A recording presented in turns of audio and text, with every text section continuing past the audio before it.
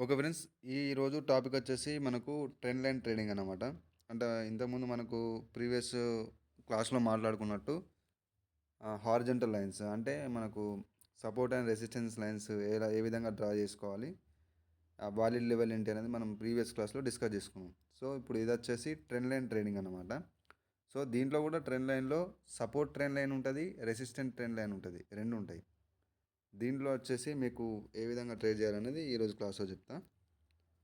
So trend line trading వచ్చేసి మనకు same ఎగ్జాక్ట్గా సపోర్ట్ రెసిస్టెన్స్ లైన్స్లో మనం ఏ విధంగా చూసుకుంటాం అయితే అలాగే 2 కాంటాక్ట్స్ పాయింట్స్ అనేది మనం తీసుకోవాలన్నమాట. ఫర్ ఎగ్జాంపుల్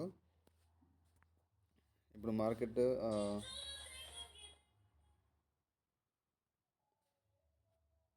ట్రెండ్ వచ్చేసి మనకు కంప్లీట్గా ఒక ఫర్ సపోజ్ అప్ ట్రెండ్లో ఉంది మార్కెట్. సో ఈ విధంగా ఒక దగ్గర నుంచి సపోర్ట్ తీసుకొని మళ్ళీ ఒక దగ్గర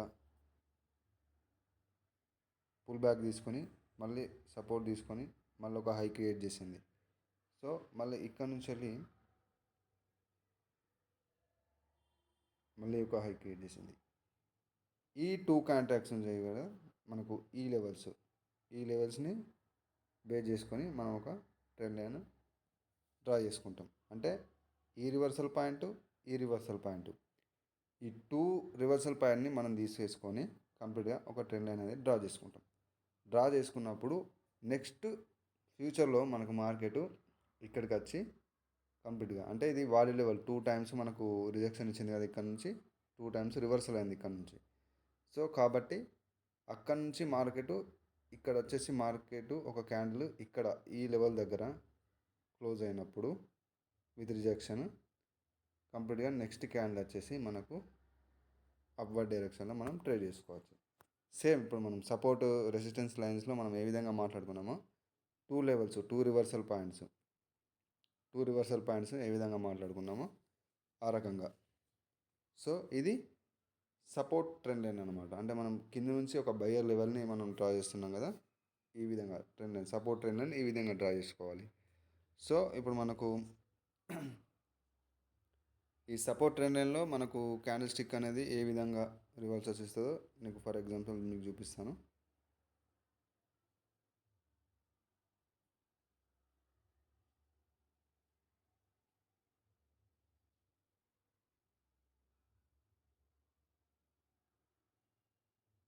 సో ఈ విధంగా మార్కెట్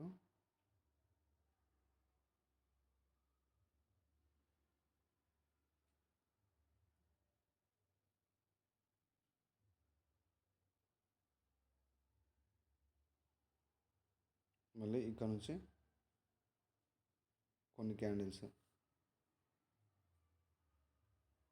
మళ్ళీ ఇక్కడ నుంచి వెళ్ళి ఈ హై అనేది బ్రేక్ అయిపోయింది. మళ్ళీ ఇక్కడ నుంచి రివర్స్ అంటే పుల్ బ్యాక్.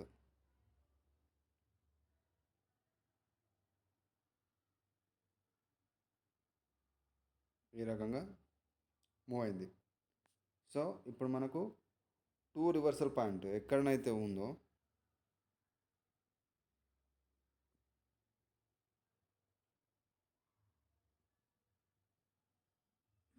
ఈ లెవెల్ వచ్చేసి మనకు ఒక సపోర్ట్ ట్రెండ్ లైన్గా మనకు వర్క్ చేస్తుంది. అంటే మార్కెట్ ఇక్కడ నుంచి మీకు అప్ ట్రెండ్లో చెప్పినగా ఇంపల్సివ్ వేవ్ కరెక్టివ్ వేవ్ వచ్చేసి.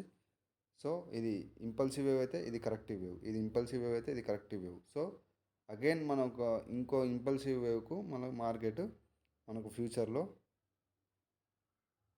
ఈ లెవెల్ దగ్గరికి వచ్చి ఇక్కడ క్లోజ్ ఇచ్చినప్పుడు ఎగ్జాక్ట్గా నెక్స్ట్ క్యాండిల్ వచ్చేసి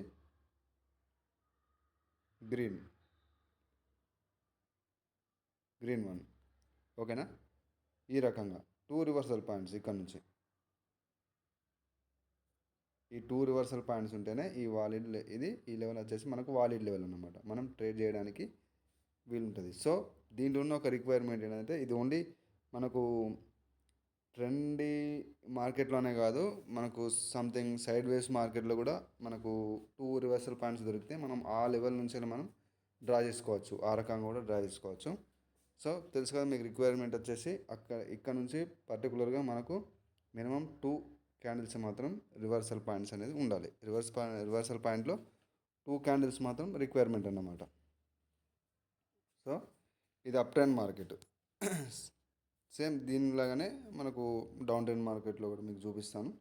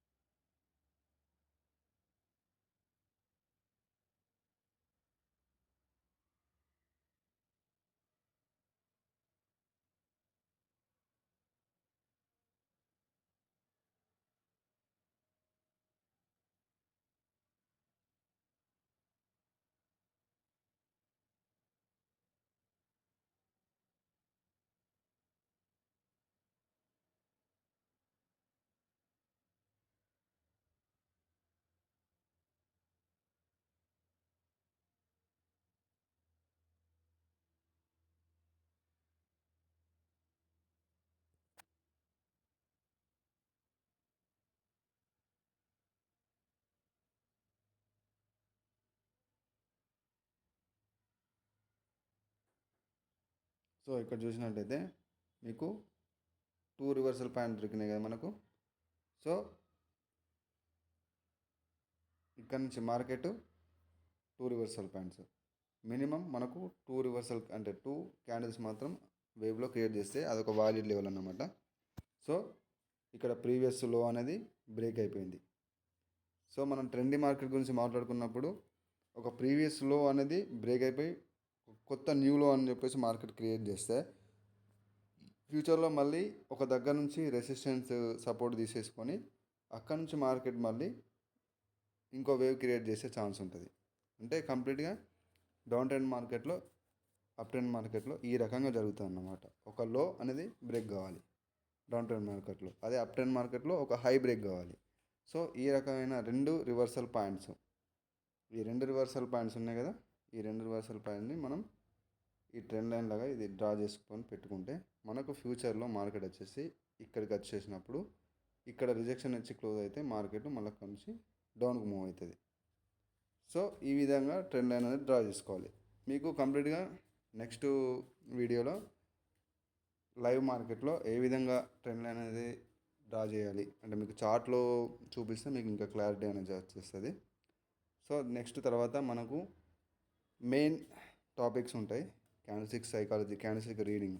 సో మనం ఓన్లీ లెవెల్స్ మాత్రం బేస్ చేసుకొని ట్రేడ్ చేస్తే మీకు యాక్యురసీ ఉండదు.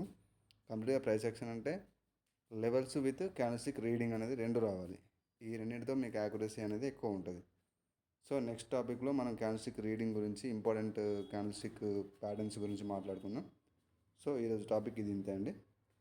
నెక్స్ట్ టాపిక్లో కలుద్దాం. బాయ్.